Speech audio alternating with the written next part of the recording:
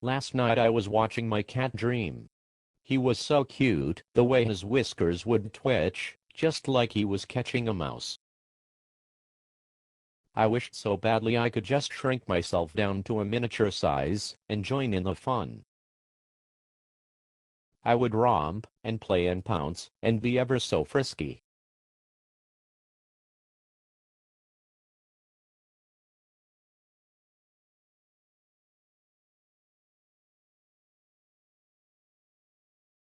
By the way, those brownies you made me yesterday were fucking delicious.